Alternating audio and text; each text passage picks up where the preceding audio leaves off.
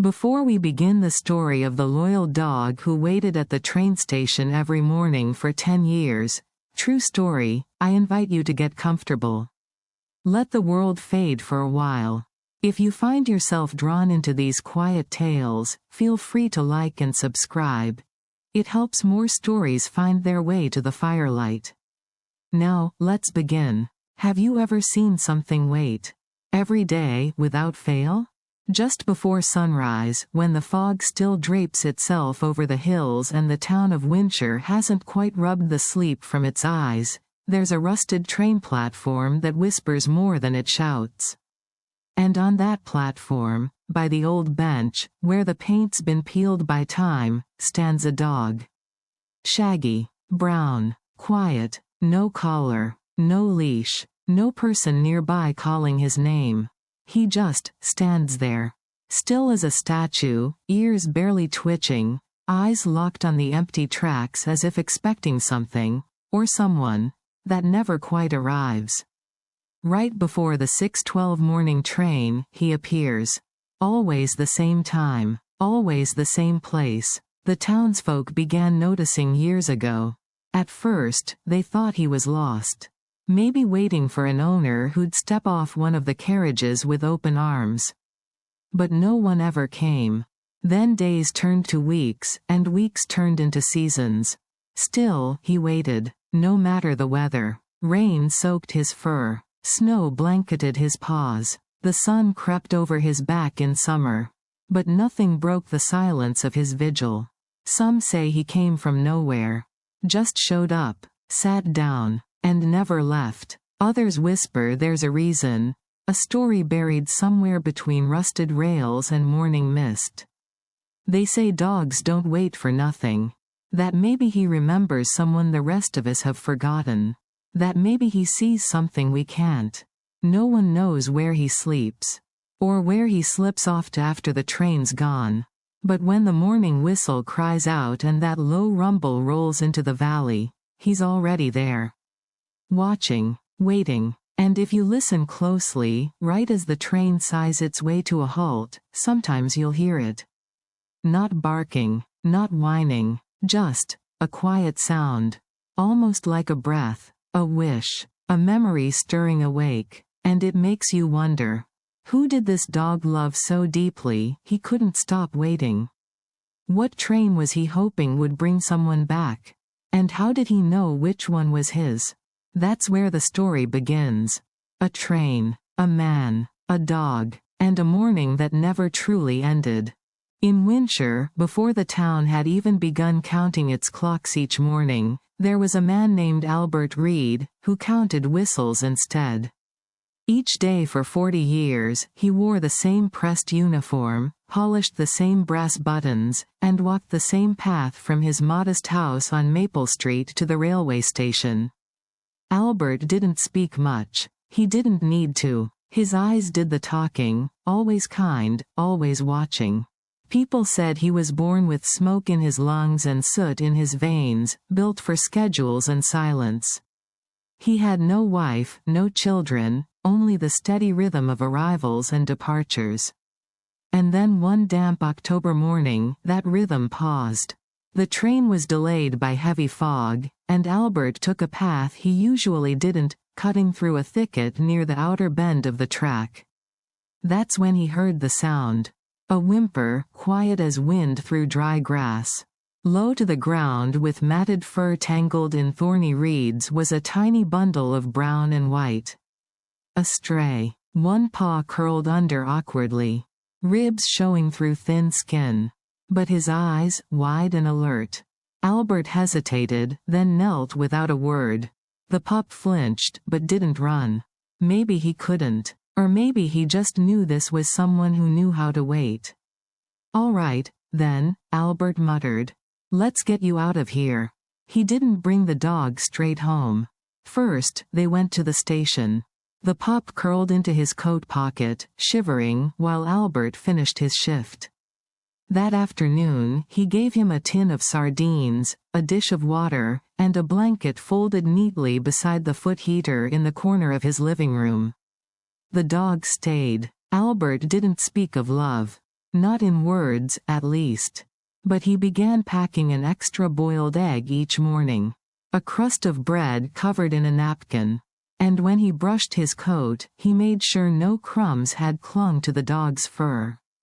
It was late that week when he finally muttered, while lacing his boots, "You need a name, don't you?"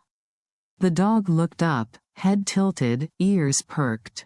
Albert nodded slowly, almost as if the answer had been waiting on his tongue all along. Finn. From that moment, it fit. Finn never wandered far. He followed Albert to the station gate each morning and laid himself beside the ticket booth. He never barked, just blinked in the echoing quiet until dusk, when steam and metal stuttered Albert's return. There was no instruction, no training. Finn simply knew. Mornings belonged to waiting. Evenings brought welcome. They rarely strayed from that rhythm. For the station staff, it became expected. There was the whistle, the platform's sigh, and a dog at the edge of everything, tail still, heart heavy with purpose. Passers-by sometimes paused. "Is he waiting for someone?" they'd ask. "Yes," Albert would say, without turning. "Me." The weeks turned into months with a gentle certainty, as if the sun itself had agreed to rise just slightly earlier, if only to make time for Albert and Finn's quiet rituals. Each morning, the two would walk down Maple Street, man and mutt in step, as the town yawned itself to life. When the platform lanterns still cast long shadows, Finn would settle on his spot near the iron bench, curling his tail around his paws. Albert would nod once before disappearing into the rhythm of his duties. There was no fanfare, no farewell, just a silent understanding, and every evening, when metal wheels moaned onto the tracks and steam curled skyward like ghostly fingers, Finn would look up. One blink, one tail twitch, and then there was Albert again, stepping down from the carriage steps like time had never passed between them. People noticed it, even if they didn't speak of it. That peculiar devotion, that unfaltering symmetry. Shopkeepers would smile when they spotted Finn in his place. Children dropping pennies for gum would sometimes run to wave at him, even if he rarely responded. His attention belonged elsewhere, to the tracks, to the return. In winter, Albert would tuck a bit of wool under Finn's belly before setting out, grumbling that frostbitten paws did nobody any good, and Finn would lean into the motion, not protesting. In summer, they sat on the steps long after sunset, breathing in the scent of oil and warm stones, sharing silence like a blanket laid between them. Finn asked for nothing, never scratched at doors, never begged at tables. But his eyes kept calendars, and his ears learned the music of morning. The hiss of brakes, the low whistle that signaled posture and presence. It was during these years that the people of Windsor began to think of Finn not just as a pet but as part of something larger. He was woven into the story of their town like ivy crawling over brick, slow, steady, and without announcement. A traveler once knelt beside him and offered a biscuit. "Waiting for your master, huh?" Finn didn't move. Just flicked an ear, eyes steady on the curve of the tracks. The traveler laughed. "You're not even waiting, you're watching." And perhaps that's what it truly was. Not hope, not longing, but awareness. Like Finn held a thread between seconds, keeping time for someone else who'd once held it for him. On his 70th birthday, Albert sat beside Finn on the platform steps longer than usual. The last train had already disappeared into the horizon, its echo fading into the hills, but neither of them stirred. Albert cleared his throat. "You stayed," he said softly, as if realizing it for the first time. Finn looked up at him, blinked once, and placed his head gently against Albert's knee.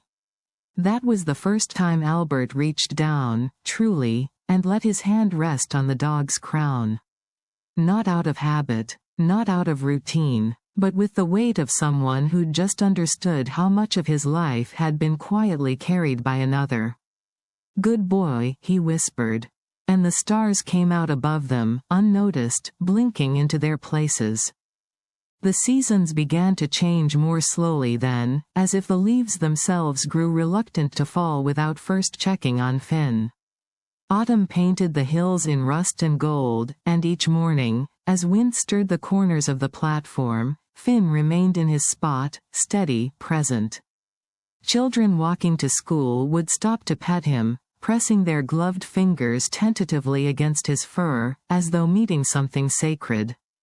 A few even claimed he knew their names, though no one had ever heard him bark or beg for attention. Albert's walks grew shorter that year. A stiffness in his knees. A pause when bending to lace his boots. But he never missed the walk with Finn. Some mornings found them slower, some evenings quieter, but always the same path. The same bench, the same silent promise. One evening, as frost pinched the edges of window panes and the scent of chimney smoke clung to coats, Albert sat beside his dog longer than usual. The last train had come and gone, and the station echoed with emptiness. Finn rested his chin on Albert's boot. Albert exhaled, watching his breath take shape in the air. "You know," he said softly, "I used to think life was measured in timetables. Departures at 7:43, arrivals at 2. He chuckled gently. "But now, seems like it's measured in mornings. And in how many times I've found you waiting for me at the end of them." Finn blinked once, his eyes calm beneath the flickering station light. The world around them hushed in shared reverence. That winter, Albert received a letter from his niece in the city. Expecting her first child. She wrote of warm apartments and quiet parks and how much joy it would bring to have her uncle nearby, to meet the baby, to slow down. He read the letter twice. Then a third time. That night, sitting with Finn tucked at his feet, he whispered into the station's stillness, "Might be time." The possibility stirred quietly in his chest like a train making its first turn toward daylight.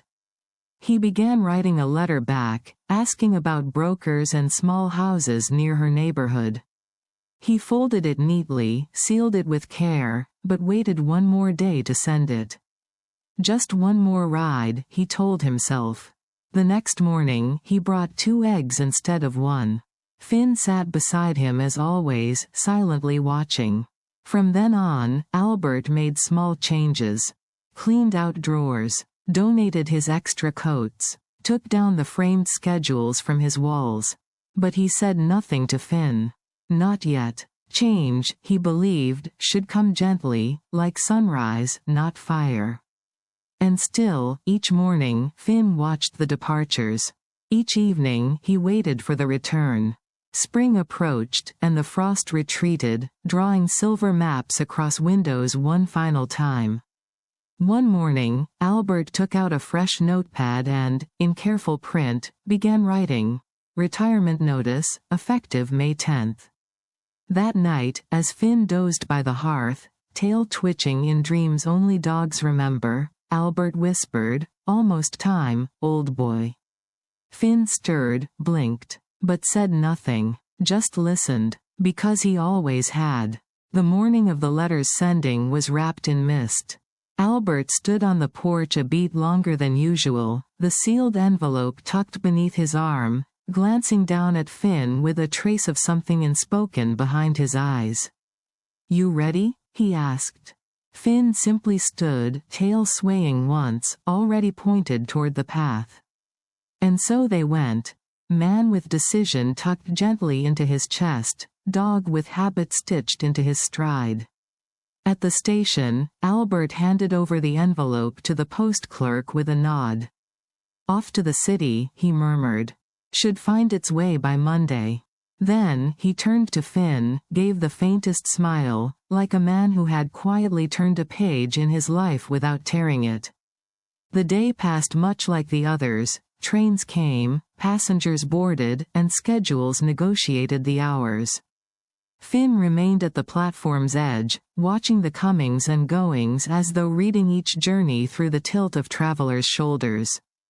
That evening, as the final freight train rolled in late behind schedule, Albert stepped down with a slower stride. The sky above had turned a pale indigo, and the lamps flickered with tired light. He looked toward the bench, and there was Finn, like always. Albert hesitated before walking to him, watching for a moment as if verifying something. Then, reaching the bench, he knelt slowly, hand-brushing the soft ruff of Finn's neck. "Not many mornings left now," he whispered. "Just a few more." Finn blinked once. If he understood, he gave no sign. But he leaned into the touch just slightly, enough to close the space between them. The following days were soaked in the subtle golden light of late spring. Albert spent them finishing small things, organizing his locker, handing off timetables to his replacement, brushing Finn more thoroughly after their walks. Evenings grew quieter. The two would sit together near the edge of the platform, letting the hush between trains stretch longer. Albert no longer counted arrivals by the clock. He counted them by the way Finn's ears would lift, perceptive to every whistle, to every familiar engine sigh. One Friday morning, gray with approaching rain, Albert lingered at the house. He packed 2 sandwiches instead of his usual one. Wore the scarf his niece had sent 2 winters ago. And as he picked up his conductor's cap, he looked at Finn and smiled. Final week, old boy. That day, Albert's steps felt lighter, though his body moved slower. He walked the aisle of the train with irreverence, tipping his hat not out of duty, but grace. Every routine touched with farewell. Finn waited at the platform as usual, unaware, or perhaps profoundly aware, that the rhythm of their world was preparing to shift. That evening, the rain arrived, soft and murmuring, like a faded lullaby. Albert stepped off the platform with wet shoulders and found Finn waiting beneath the overhang. As they walked home through the drizzle, Albert spoke gently. "I've done enough arrivals, I think. Time to be on the other side of the door for once." Finn looked up at him, eyes glinting in the lamplight, and Albert exhaled, a sound that was half a sigh, half a prayer.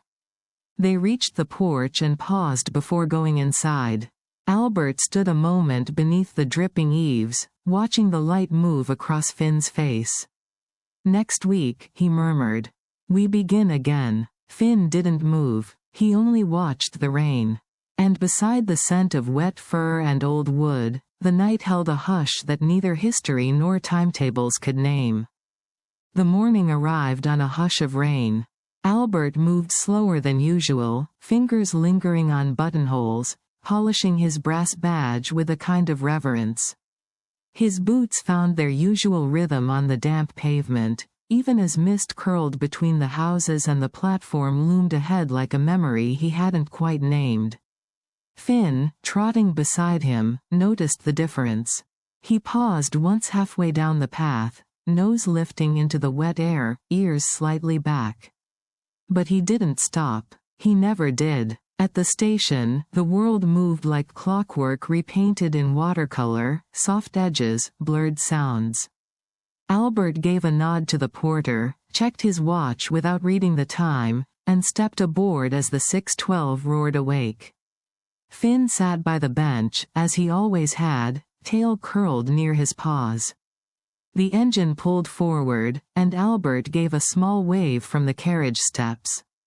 Few noticed. The train disappeared into the valley's curve. The rain continued, not angry, not loud, just steady, like the ticking of a forgotten watch. By midday, the mist had thickened. Nobody saw the fall. A slip. A sound, a metal shout swallowed by wheels and thunder. By the time word spread and people ran, umbrellas snapping open like startled birds, it was already too late. Albert lay still by the track's edge, his cap resting beside him like a final period. He had stepped wrong, or moved too quickly, or perhaps, some said, he simply stopped. Finn was there. Station workers would later say they hadn't seen him approach. that he wasn't visible at the moment disaster struck. But after the crowd had encircled the tragedy with silence, Finn was there, pressed low near Albert's feet, unmoving but not shaking. His head tilted, his eyes locked. He did not howl, did not cry, but when the wind picked up, carrying a moan through the trees and over the weeping iron rails, there came a sound from him, low, long, barely heard. Almost not a sound, but a shape of grief. That night, long after Albert's body had been taken and the station lights had dimmed, Finn remained. Rain soaked his fur. He didn't seek shelter. He stood where Albert had last stepped. Then, gently, he laid himself down. Some who lived near the tracks swore they heard it, soft crying that never quite became a whimper. They said it came and went with the fog, rising and falling like something breathing from the stones. The next morning, long before sunrise, Finn was seen again. He took his place beside the bench. As if nothing had changed. As if the 612 still carried someone worth waiting for. The funeral came and went like a quiet exhale, modest, brief, held beneath a gray sky that neither wept nor brightened. Albert's niece traveled from the city, her coat too thin for the winter chill. She collected his things with careful hands, boxed his records, folded his uniforms, lingered over the photo of a younger Albert beside a woman few of the townsfolk remembered. She tried calling for Finn, coaxing him toward the warmth of her rental car. Promised treats. Promised he'd have a spot near the baby's crib. But Finn didn't follow. Instead, he watched from a small distance, his eyes fixed not on her but on the space Albert used to fill.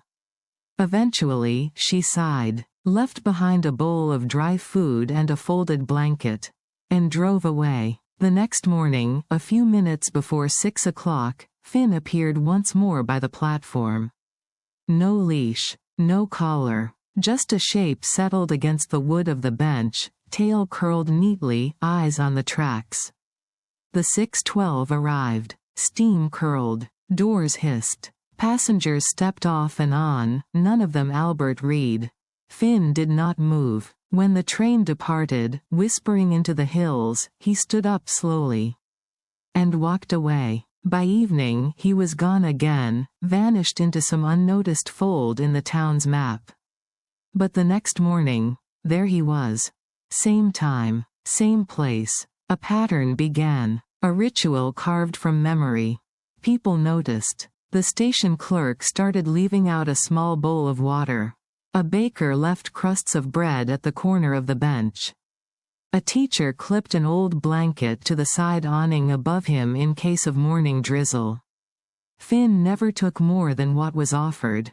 Never barked or begged. When the train passed, he watched. When evening came, he slipped away. A boy once trailed him after school, curious where the dog went, but lost sight of him behind the old library. Swore he didn't even hear paw steps. Some evenings the priest spotted him curled under the eaves of the church steps, eyes closed but ears twitching. Other nights, the grocer found him behind the bins, not scrounging, just resting. But by morning, before most eyes opened to the dawn, he'd be back at the station. Waiting. The station master, who once joked about mutts clogging platforms, stopped making remarks. He began checking the platform at 5:45, coffee in hand, confirming, almost with relief, that the dog was there. Still keeps his post, he'd murmur, folding his arms. Snow came. Ice gathered at the corners of windows. Finn grew shaggy with the season, slow in his steps. An elderly woman knit him a rough sweater, blue, with a patch on the chest in the shape of a heart, left it hanging on the station's coat hook. The next day, he wore it. Not one soul claimed to have put it on him. On Christmas morning, children gathered at the edge of the platform, holding muffins and toys. They whispered, giggling, though none dared interrupt the silence of Finn's watch. When the train pulled in, they stood beside him in a line, just watching. No one could say quite why. He's part of the town now, someone said one evening, watching Finn as dusk turned lamps to halos. Like the bell tower, or the postman. But it wasn't that simple. He wasn't a fixture. He was a presence. An echo still listening for a voice that once answered it. Over time, fewer people asked who he was waiting for. The town had come to accept, not understanding, but honoring. With each passing day, Finn's vigil became not just remembrance, but a kind of blessing. A still point in the turning world, reminding anyone who watched that some waits aren't about patience. They're about love that simply refused to end. In the heart of winter, kindness began leaving quiet footprints. Storekeepers, the same ones who once swept their stoops with indifference, now timed their brooms to the train schedule, so they could catch a glimpse of the dog who waited. Some mornings they left out hardened biscuits. Others, a bit of ham wrapped in parchment. Nothing extravagant, just something. Children, once rushing past without notice, now tiptoed near the platform on cold mornings, holding mittens full of breadcrumbs or crumpled napkins from breakfast toast. They didn't always speak, but they always watched. And Finn, calm behind his steady gaze, accepted their presence like a page accepts words, silently, carefully. One autumn morning, a girl no older than 7 came with her grandmother, a thermos in her gloved hands. She sat cross-legged near Finn and poured a little out onto the concrete, just warm broth, steaming slightly in the chill. "It's for waiting," she whispered. Finn didn't touch it, but he turned his head slightly. The woman later swore she saw him nod. The baker started laying out a crust on the same bench every morning, even after birds claimed it more often than Finn did. "Just in case," he said. "Even statues deserve breakfast." And when winter's edge curled its fingers around the town, Mrs. Willoughby, the retired schoolteacher no one had seen in years, appeared one morning with a crocheted sweater stitched in soft earth colors. Left it beside the bench, folded. She came again the next day. The sweater was gone. Finn wore it, loosely hanging from narrow shoulders, the threadbare patch over his chest swaying in the wind. People start whispering stories. That dog feels things. He's waiting for a spirit now, not a man. But no one laughed. One frost-bitten morning, the mayor's son, a brash, usual troublemaker, skated slick-footed down the platform, nearly crashing into a bench. At the last moment, he stopped, eyes catching the dog sitting still by the tracks. "You all right, old guy?" he mumbled. Finn didn't move, but the boy sat beside him for a while, not saying anything more, just watching the rails. That afternoon, the boy returned with a scarf borrowed from his mother and draped it around Finn's neck. "You shouldn't be cold." They didn't speak of it later. By spring, the dog had a rhythm all his own, not just in habit, but in the quiet orbit of people he pulled toward him. A businessman, coffee in one hand and suitcase in the other, began nodding to Finn each morning before boarding. "Still here." One night, lightning cracked across the distant hills. Wind shook the windows of the station house. No travelers braved the platform, but Finn did. The station master checked on him just after midnight and found him curled near the official timetable board, sleeping. He set a blanket over him and left the door open a while, just in case. In time, Finn's presence became as much a part of winter's morning as the train whistle itself. Drivers slowed when they passed the platform, eyes checking for a patch of brown fur. Joggers adjusted their routes. No posters were made, no signs hung, yet everyone knew. They knew because they'd felt it, a weightless thing that still pressed gently against the town's lungs. The kind of love that doesn't announce itself. The kind that waits, and waits, and waits. As weeks folded into years, the pattern didn't falter. Mornings in winter opened with the soft hiss of steam and the presence of a dog by the platform bench. Finn aged, though slowly, as if time negotiated with him gently, asking before taking. His fur grew grayer at the muzzle, and his limbs stiffer with each season, but his eyes never changed. Still watchful, still waiting. Children who once waved at him from skipping rope games grew into teenagers walking past with headphones. Passengers came and went with coats heavier or thinner, depending on the month. But one constant always tethered the dawn: Finn, at the platform, before the 6:12. Some said he was touched by magic. Others believed it was something simpler, devotion made solid. The new station master, a man with glasses always slipping down his nose, quietly instructed attendants to step around the dog if he happened to lie across the platform. His ledger included a note: bench right, reserved. And still, Finn waited. Each year painted him a bit further into the town's story. A Christmas card from the mayor's office featured a sketch of the platform and a silhouette beside the bench. No label. Everyone understood. When a new flower shop opened just down the street, the owner left a small bouquet by the tracks on her grand opening day. For the one who waits, the note read. Tourists sometimes stopped to take quiet pictures. Locals would smile politely, then ask them gently not to crowd too close. He's working, they joked, but beneath the smile was reverence. Even on days when the trains were delayed, or replaced by buses for track repairs, Finn came. He sat, he watched. The schedule shifted, he did not. One rainy spring morning, a child with a broken umbrella asked her mother, "Has the train ever brought him what he's waiting for?" The mother paused, brushing damp curls from her daughter's cheek. "Every day," she said. "I think it brings him the memory."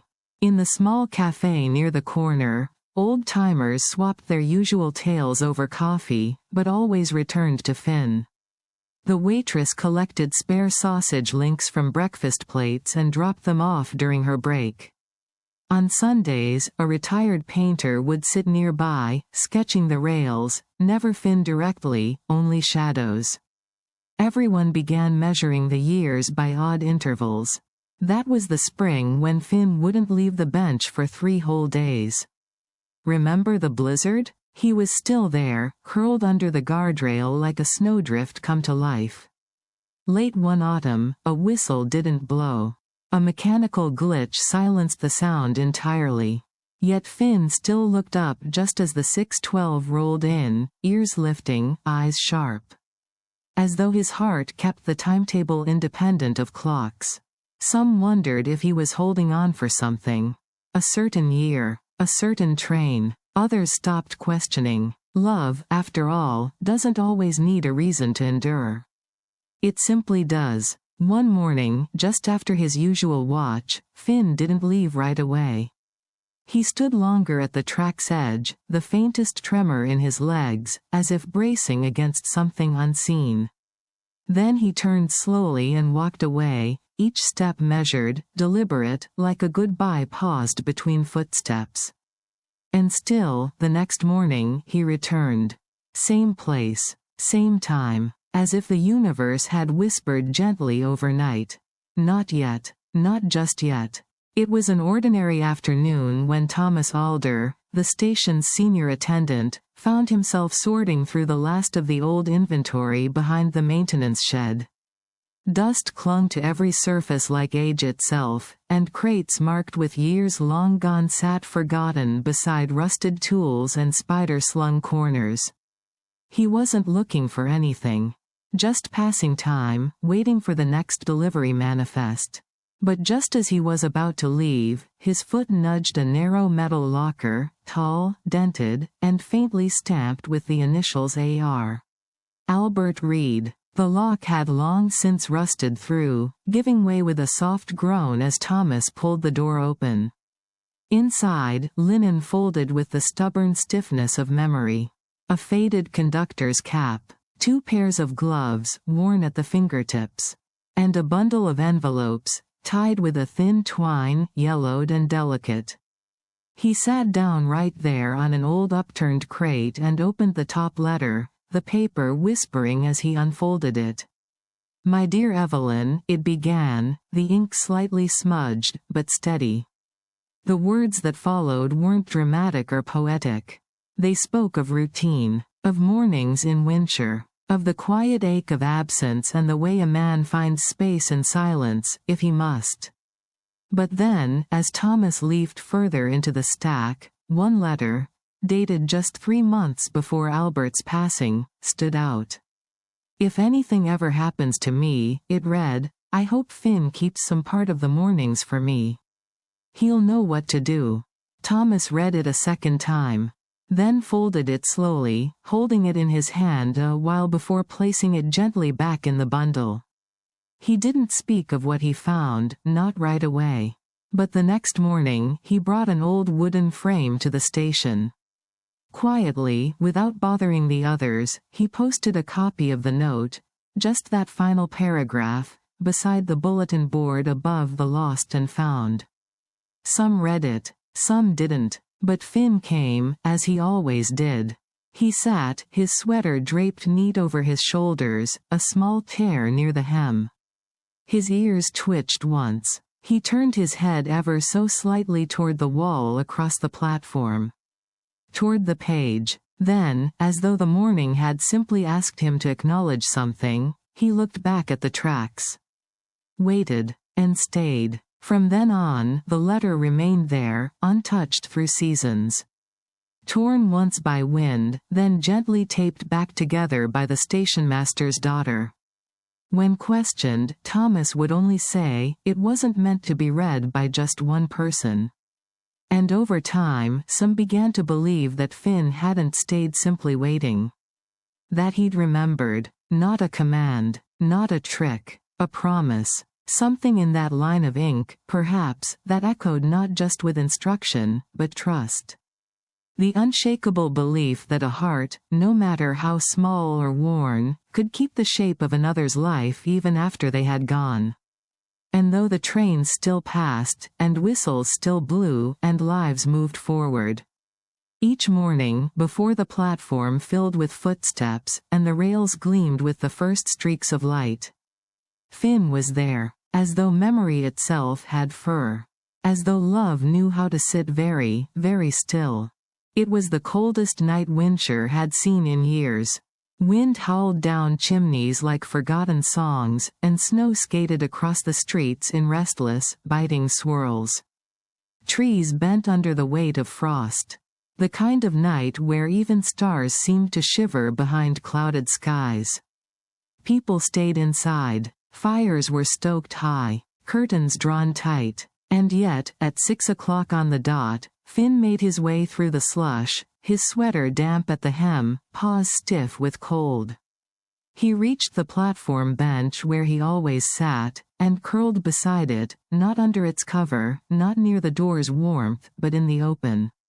Like always, the stationmaster stepped out for just a moment, shivering, coffee steaming in his hand. "Come in, boy," he called gently. "Come out of the cold." Finn didn't turn his head. Another worker came and placed a blanket a few feet away. "Come on now," he murmured, kneeling. "Don't be stubborn." But Finn didn't move. Instead, he shifted, once, settling more firmly into the snow-packed earth, nose angled toward the tracks. His breath rose in slow clouds, thin and steady. When they reached to coax him gently, he let out a low, rumbling sound, not a growl of defiance, but something deeper. A guardrail of memory, a refusal shaped by ritual and love. So they let him be. The town, by then, had learned what it meant when Finn was still. As night pressed further down on Winshire, no more footsteps echoed on the wooden slats of the platform. Just the ticking of the wall clock inside. The distant hum of a generator. And Finn, facing the rails, unmoving. The snow deepened. Midnight passed. By morning, when the first whisper of light crept over the hills, the 6:12 was late. Passengers arrived bundled and drowsy, mugs in hand. But before they saw the rails, they saw the figure. Finn, still, curled beside the bench. Steam drifted from his fur, or maybe it was only mist. One child approached quietly, boots crunching the brittle frost. She knelt and reached out but paused, her mitten caught against her lips. She didn't need to say it. Others gathered. A soft circle of silence etched around him. The old conductor's assistant knelt beside him, placed a hand on the worn patch of his sweater, folded his own cap onto Finn's side. It rested there, gently, as if completing something. No one spoke. The train finally arrived, late, slow, the engine humming low with apology. And just before its doors opened, a wind moved across the platform, warmer than before, passing quick and light as breath. Some swore they felt it pass through them, stirring something behind the ribs, a memory not quite their own. The train came and went. And Finn did not rise. Later, when the sun reached high enough to melt the tips of snow from the rooftops, the station master made a call. And the statue was planned. No committee, no debate. Children gathered coins. A sculptor, once a stranger, offered his time. They cast him just as he'd been, sweater and all, paws tucked beneath, eyes on the tracks. The plaque simply read, Finn, the morning watcher. And now, on quiet dawns, when fog kisses the rails and the whistle of the 612 calls through the hills, some say they still see him. A shadow near the bench. Just for a moment, then gone, like a sigh returned to air. Years passed, but the space Finn left behind never truly emptied. Though his body was gone, something remained, stitched into the grain of the platform wood, pressed into the chill of morning wind, echoing faintly in the hush between arriving footsteps. The statue was erected by summer's end. Bronze, simple and low to the ground, just like the dog had sat for all those years, tail curled, sweater folded over his back, gaze fixed forever on the rails that had carried and taken so much. It wasn't just a monument. It was an understanding made solid. Every curve of metal, every etched whisker, every silent inch said what the town had never quite known how to say. You mattered. You were seen. You're still here. New conductors touched the cap of the statue for good luck. Passengers left offerings, bits of bread, flowers, even old train tickets folded beneath his paw. Schoolchildren traced his outline with their fingertips before exams. He became more than memory. He became ritual. No plaque listed dates. Only words. Finn, the morning watcher. A story told in waiting. The station adjusted around his absence. A bench was added nearby. A small signboard posted with letters from early visitors. One child's note read, "If I get lost, will you wait for me too?" Some evenings saw rail workers resting beside him after their shifts, watching the sunset fall between the iron lines. The mayor once left a red scarf, tied gently around the statue's neck on the first snow. And there were the stories. A gardener swore he saw pawprints in the frost one morning, fresh, too far from the statue to be tricks of the melt. A teenage boy, waiting alone for a late train, said he heard the faintest sound, like breathing, slow and steady, beside him. When he turned, no one was there. Just warmth in the air where cold should have pressed in. The station master's granddaughter claimed she saw a shape during fog-heavy dawns, low and brown, sitting near the rails. Just old smoke, her father said. But she shook her head. Smoke doesn't blink. On one anniversary, 10 years to the day, bells in the church tower chimed without anyone climbing the steps. Just once. Long enough for the 612 to roll into the station and for someone to whisper, "He's watching." They say if you sit quietly enough, early enough, near that small bronze form, you'll feel it. Like someone still waiting, still listening, still carrying time carefully in his chest. Because love, true love, especially the stubborn kind, doesn't vanish. It learns new shapes. Some mornings, when the fog rolls in and wraps the world in quiet, the town still moves a bit slower. Shopkeepers glance toward the bench before unlocking their doors. Children pause at the crossing, looking down the tracks. And every now and then, the wind turns just right, rolling in low and gentle. And for a moment, just a moment, it smells like worn wool, soft fur, and morning light. 10 years later, Windsor had changed. A fresh coat of paint on the storefronts. A playground where the old clock tower used to lean. But the trains still ran, and the mornings still rose on time, soft, deliberate, the way they always had. A man named Eli Becker moved into town that spring, quiet and kind-eyed, recently widowed, recently hired as the new station manager. He arrived with a daughter, Nora, 8 years old, with knees scuffed from bike rides and silence pressed into her shoulders like a too heavy coat. They unpacked slowly. Boxes wandered the rooms, untouched. Nora didn't ask questions. She only watched. Out the window. Across the street. Toward the direction of the rails. Their first week passed quietly. Eli adjusted timetables. Nora wandered the backyard. She didn't smile often. Not since her mother's voice had gone from room to memory. One morning, just past dawn, Eli shook water from his coat, coffee in hand. "You want to come down to the station?" he asked gently. "Train'll be in soon." Nora shrugged, but followed. They walked together slowly, past the dew-wet hedges and down the stone path. The air smelled faintly of lilac and the last quiet dreams of spring. As they reached the platform, Nora stopped short. She tilted her head. Near the edge of the bench, in the exact spot where moss had worn down the wood, a figure sat. A dog. Shaggy. Brown. Calm-eyed. Quiet as shadow. He didn't glance at them.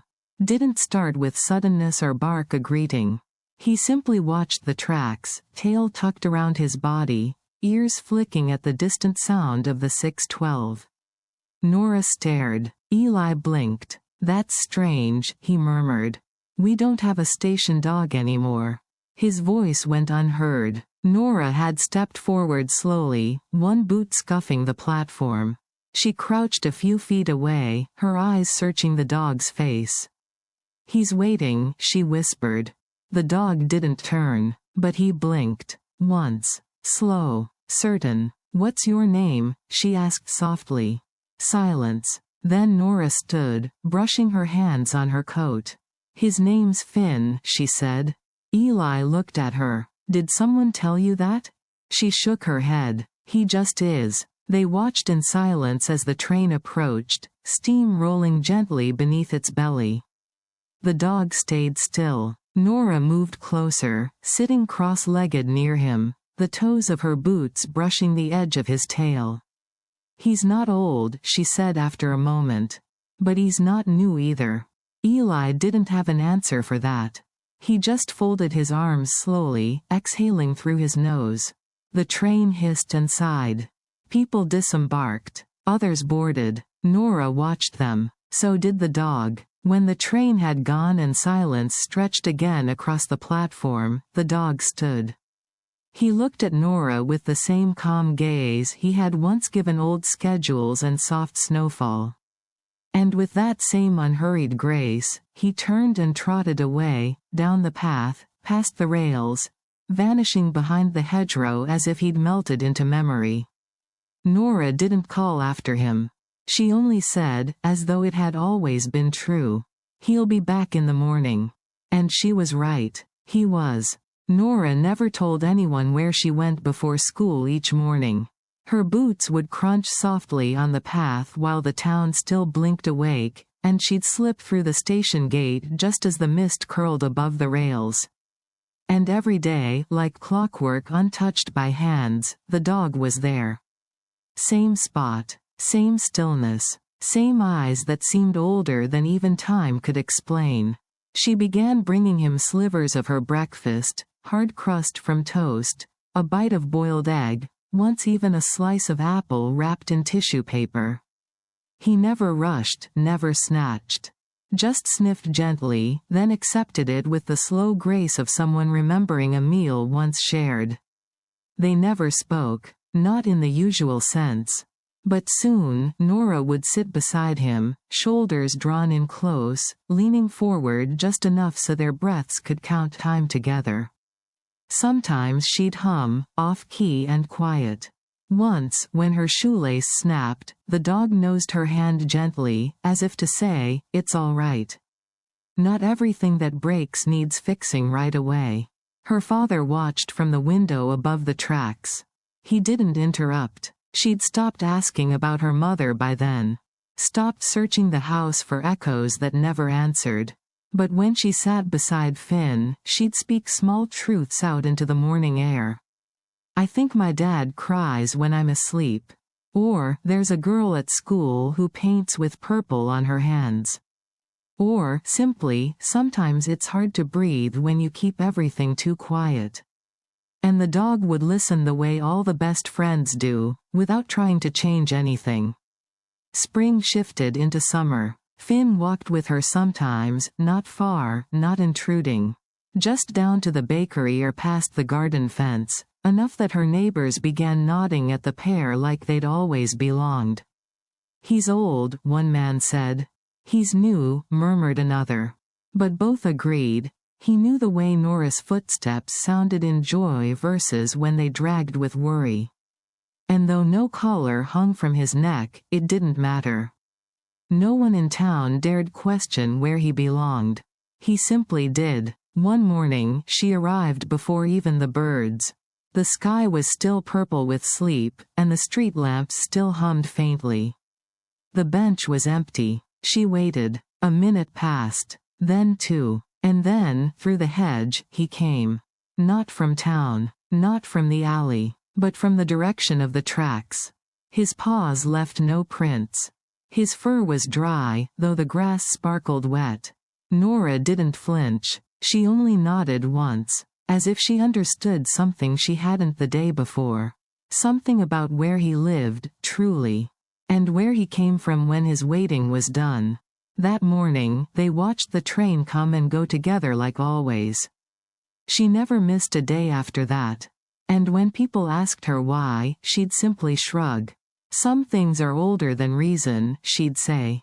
And truer than time. She began calling him Finn without thinking, like naming a memory she'd carried before she even met it. The adults raised eyebrows. Some whispered, but the girl and the dog kept their rituals. A soft breath, a settled silence, a shared watch. And every morning, before the 6:12 cleared the bend, the girl and the dog were already there. Not hoping, not waiting, just remembering. Together. The years folded quietly into themselves, like pages in a well-read book. Nora grew, as children do, slow at first, then suddenly all at once. Her boots turned into sneakers, her laughter taller, her silence deeper. But each morning, no matter the season or schedule, she still walked down to the station before the town stretched awake. And Finn walked beside her. He never spoke, of course. But he didn't need to. A glance, the turn of a head, the twitch of an ear, he heard it all. Every growing ache, every joy she hadn't yet named. He was her shadow, her reverence. The steady heartbeat in the rhythm of dawn. She brought her sketchbooks sometimes. Coffee, once she was older. A scarf her father swore he hadn't seen since her mother's last spring. Finn would settle beside her, curling into the same worn place near the bench. Together, they watched the 6:12 come and go, not searching anymore. Just there, holding space. When Nora left for college, the platform that morning was quieter than usual. She wore a navy coat too big for her frame but heavy with goodbyes. Her suitcase bumped awkwardly along the planks as she paused by the bench. Finn was already there. She crouched low, not to cry, but to be closer. "You'll stay?" she asked. He looked at her, and somehow, she knew. He'd always been where she needed him. And always would be. She leaned forward and hugged him. The kind of hug that says more than words can wrap around. Then she stood, exhaled slowly, and boarded the train. As it pulled away, she watched through the window. Finn didn't chase. He didn't whine or pace. He simply stood by the edge of the platform, wind brushing through his fur. Watching. And when her train curved out of sight, Nora placed a hand to the glass and whispered, "Thank you." Back in Windsor, life went on. The town painted its benches. The florist closed early on Thursdays. Children, new ones now, asked their parents about the statue by the tracks, tracing the plaque with curious hands. And at the station, sometimes just past dawn, rail workers would glimpse a shape, not bronze, but warm and moving, resting in the old familiar place. Some said it was just memory. Others swore they saw two sets of pawprints, one faded, one fresh, beside the bench.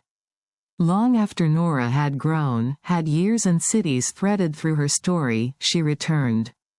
Not for a reason. Just to see. She arrived early. The air smelled the same. The town, a little slower.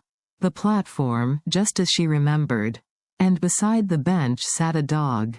Shaggy. Brown. Quiet. But not the same. Newer, younger. Yet in his eyes, something. Recognition. Nora sat beside him wordlessly.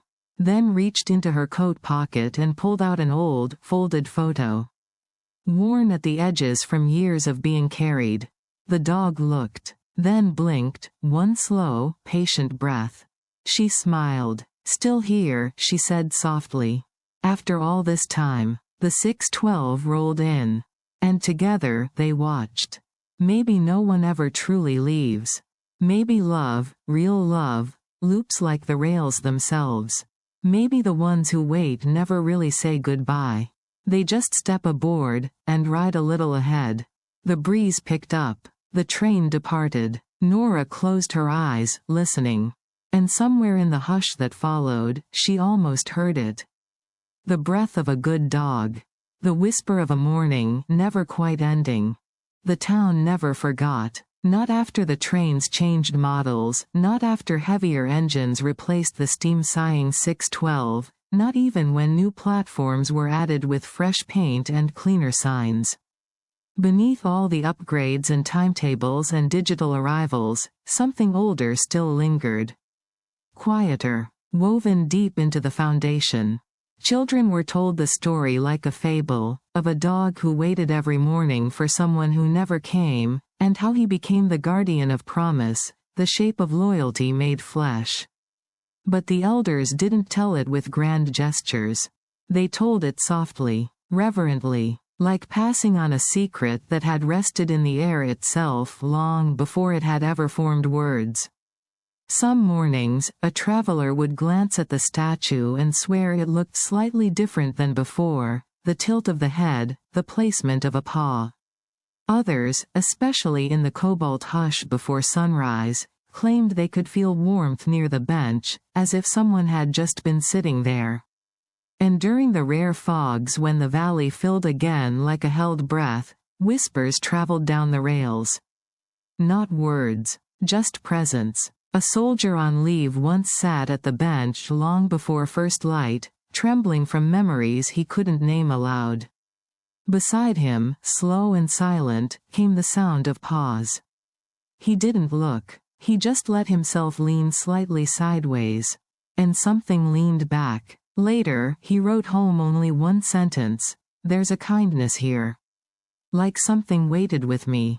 A woman returning home after years away spotted pawprints in the frost, small, as if from a pup. They trailed beside the bronze statue, paused beside the edge of the bench, then vanished. No tail marks, no drag. Just prints, perfectly still, ending mid-step. When she turned around, no dog. Only a breeze and the faint scent of wool and rain. The stories layered. Not as myths grow, swollen with time, but as quilts do, stitched by different hands, yet warmer each season. And sometimes, when a train rolled through in the earliest hours, barely anyone aboard, conductors swore they'd glimpse something on the edge of vision, by the bench, near the statue. A shape, maybe. Just there. Then gone. No bark. No sound. Just the weight of something lasting. One boy, walking past the station alone while the stars still blinked overhead, heard the whistle in the distance and turned instinctively. When he looked toward the bench, he saw a girl and a dog sitting together in the blue dark, just waiting. But when he blinked again, the bench was empty. Years later, that boy, grown now with children of his own, brought them to the platform on a cold morning. They asked why he was quiet, why he'd taken off his cap as the train arrived. And he said only, "Someone taught us how to wait here." The rails bore witness, the wind carried memory, and the dog they called Finn, whether in fur or in statue or in spirit, remained. Because love like that doesn't vanish. It takes a shape. It keeps a morning alive. And it watches. It began on a Thursday. Not with a train, not with a sound, but with a question, whispered by a tired traveler sipping cold tea at the platform's edge. Why does he wait? No one answered, not directly, but the pause that followed told more than words could. By then, the town of Windsor no longer treated the statue as a statue. They spoke to it sometimes. Brief words, private ones, a nod before job interviews, a hand on the bronze head before travel, a whispered, "Be back soon," as luggage was wheeled away. And always, every morning, early enough to catch dew still clinging to cobblestone, there was a dog. Not bronze, not still, alive. He looked like the last one, just enough to make the heart ache, but not so much that you doubted he was new. His eyes carried the weight of too many dawns passed down.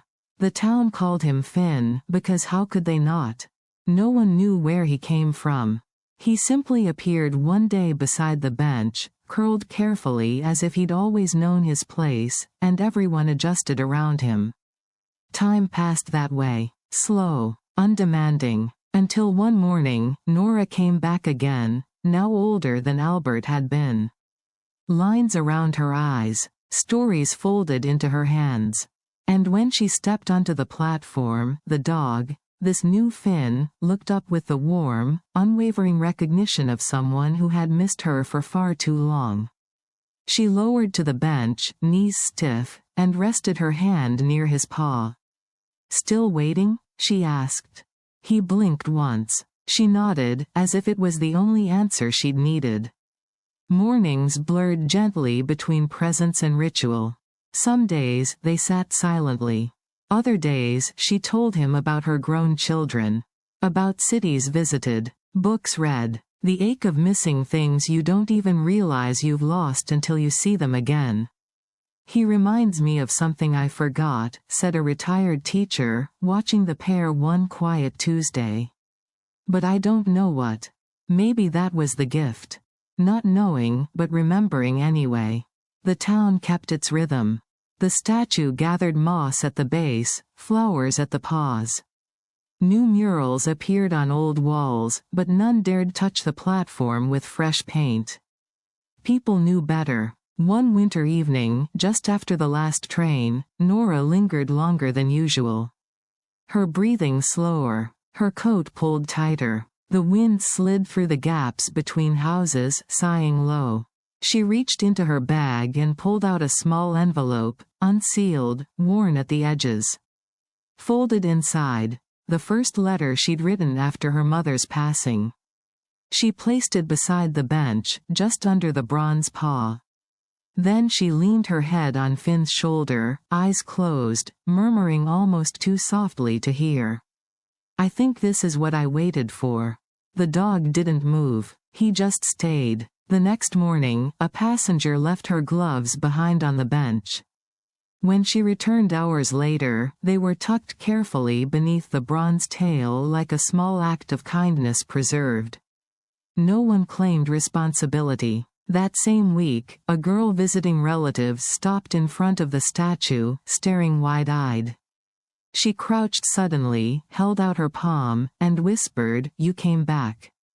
Her parents called her, confused. But she wouldn't leave until the train arrived. They said she waved after something unseen as they boarded. These moments continued, soft and unannounced.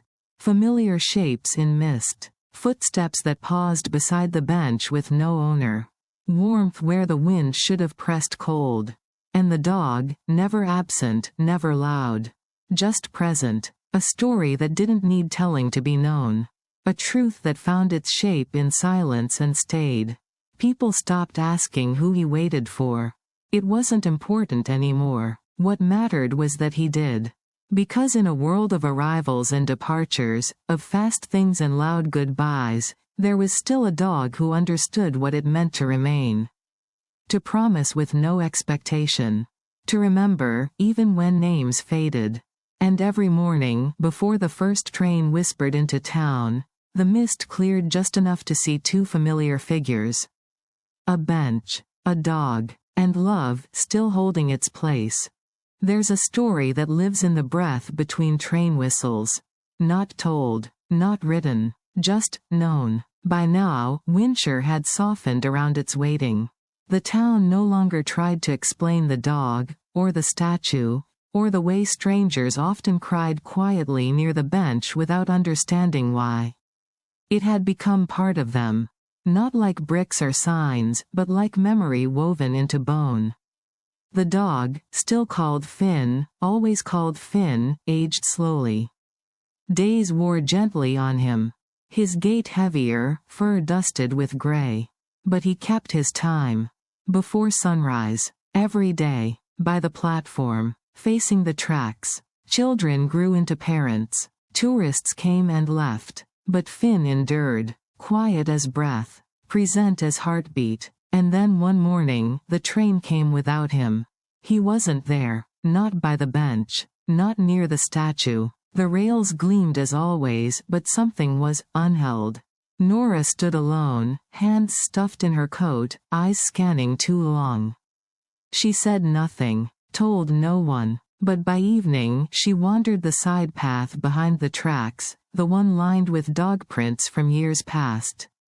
She found him beneath the old sycamore, just beyond the garden wall. Curled, still, his eyes were closed, not in pain, not afraid, just done, as though he'd finally reached the morning he'd been waiting for. She knelt beside him, her sweater dusted with mid-autumn leaves, and rested her hand against his side. Cold, but not empty. There was something in the air, like footsteps long gone, returning at last. Nora didn't cry. She just whispered, "You can go now." And the stars pierced through the branches above, blinking like slowed clocks. The town knew by morning. The statue was adorned without fanfare. Scarves looped around bronze shoulders, letters tucked beneath silent paws. Someone painted tiny paw prints beside the plaque, white against wood. That day, no train whistled. None dared. The 6:12 arrived in silence. And for the first time in anyone's memory, the conductor stepped off, cap removed. He bowed his head toward the bench. And waited. Just for a moment. Because something sacred had passed. But the story didn't end there. A week later, a new family arrived. A woman with a baby on her hip, her partner carrying boxes, smiling uncertainly at small-town pavement. And among their luggage, a crate swung gently, with a puppy inside. Shaggy, brown, quiet, he didn't bark, didn't whimper, just sat, looking, at the tracks. And that's how it always begins again. Not because someone tells it to. But because love never leaves. It just waits. The puppy didn't take long to learn the rhythm. He woke early, not loud, not restless, just alert. always just before the sound of the train brushed across the hills and settled into the bones of Wincher. He'd sit by the door, one paw barely lifted, waiting for someone to open the world. The family, new to everything, still learning where to place shoes and how the kettle groans just before it boils, noticed him doing it by the fourth morning.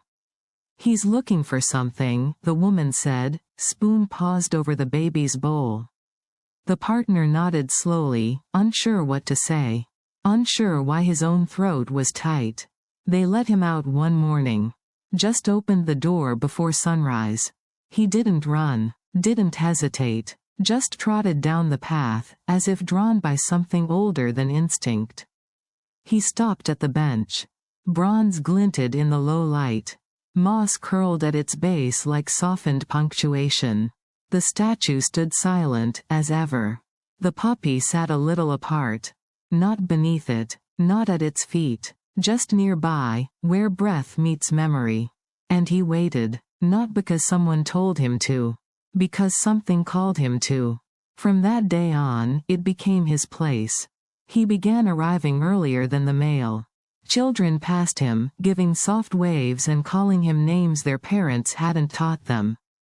Most just said, "Finn," without meaning to. As if their mouths already knew. No collar, no tags. But still, he belonged. A month passed, and the baby in the house began standing on her own. She'd press sticky fingers to the window and babble as the dog trotted toward the platform. Some mornings, when her mother lifted her high enough to see beyond the sill, the train would arrive just in time. And the dog, her dog, would be sitting still under the rising sun, watching. Neighbors began asking if they'd trained him. They hadn't. Walks, food, naps, they came and went. But always, always, the mornings were his. He carried no memory in his eyes, none anyone could name. But his feet found cracks in the sidewalk without stumbling. One morning, an old man from across town wandered over to the station, coat buttoned wrong, cane tapping the stones. He reached the bench, looked down at the pup. Then, without a word, he sat. "I was here when the first showed up," he murmured. "He looked just like you. Or maybe it's the look that matters, not the face." The dog didn't respond, just curled his tail around his paws. The man gave a slow nod. "You'll do," he whispered. And so he did. Autumn touched Wincher again, wrapping the air in gold and the trees in rust. The puppy began growing, taller, broader, but still moved with the quiet grace of something listening to more than sound. He stayed by the bench each dawn. Greeted the 6:12 with still eyes. Not waiting, not begging, just there. And the town, as it had before, adjusted. A girl painted his likeness on the school stairwell. The post office kept biscuits near the door. An elderly woman left a jar of fish oil on the porch with a note that read, "For the watcher." The dog never read it. But the next morning, he seemed to shine differently under the light. One evening, as dusk wrapped the rooftops, the woman, the puppy's owner, though she never claimed to be, stood beside him at the platform.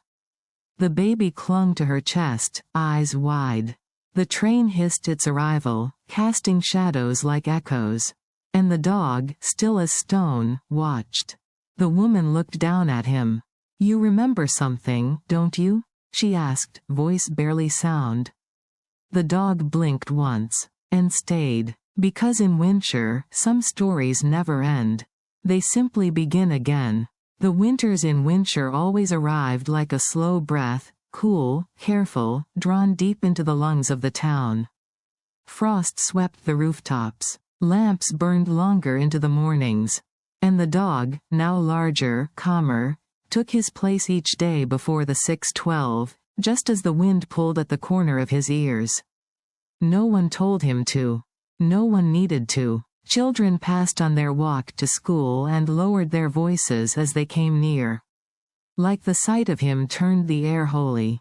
Some stopped to sit beside him. Others simply nodded. And each of them, whether they knew it or not, carried that moment with them into their day. Once, a man visited from far away, stepping off the train with a suitcase full of loss. He saw the dog, froze. He sat beside him slowly, let his hand rest near the soft fur. "Is it really you?" he murmured. The dog didn't move, but his eyes softened, and for a single moment, the cold wind paused, like something holding its breath. When the man stood, he wiped his eyes, left behind a button from his coat and walked away a little lighter than when he'd arrived. The girl who had once called him Finn without knowing why was older now. Her backpack heavier, her steps longer, but each morning, still, she walked to school by way of the station. Still, she paused. Still, she reached out her gloved hand to brush the patch of fur above his eyes, whispering, "Morning, boy." One snowy Friday, she found herself late. Rushing, coat half-buttoned, boots crunching loud in the stillness. When she reached the platform, breath smoky in the dawn, the dog was already there. Waiting. She sat beside him, cheeks flushed. "Sorry," she whispered. He blinked slowly, like time didn't mind the wait. That weekend, the trains ran slower through the hills. Ice clung to the rails. But come Monday, he was there, paws firm, tail curled neatly. Watching. And when the train glided into view, icy breath curling from its roof, a boy on board pressed his face to the window. "There's the dog," he shouted. "There's Finn." His mother leaned over, surprised. "Who told you his name?" The boy shrugged. "He's just always been here." That evening, as snow drifted lazy across windows and the fireplace warmed the corners of the girl's home, she cleared off a corner of her desk. She took out a pen. And she began to write. Not a school essay, not a letter, just a story. About a dog, a train, and a town that always remembered. Her father, passing by the door, paused. "What are you working on?" She looked up, smiled softly. Something true. He didn't ask more. Outside, the wind played along rooftops and spun flakes into glimmering spirals. The dog lay beside the bench under a blanket someone had left days ago. He was older now, walking slower, resting longer, but he was still there. Still remembering. Still part of the rhythm the town didn't dare stray from. And on the night before her 12th birthday, the girl dreamt she stood on the platform long before morning, and the dog stood beside her, not young, not old, but exactly as he needed to be. They faced the tracks. Lights appeared in the darkness. And with them, voices she couldn't quite hear, but knew. When she reached for the dog's collar, there wasn't one. Only warmth. And a silence that felt whole. She woke with a start. Slipped quietly from bed. Made her way to the station in the hush before dawn. He was there. The air smelled like frost and something else. Like the beginning of a memory she hadn't lived yet. She sat beside him, and whispered, "Still here?" He blinked. That was answer enough.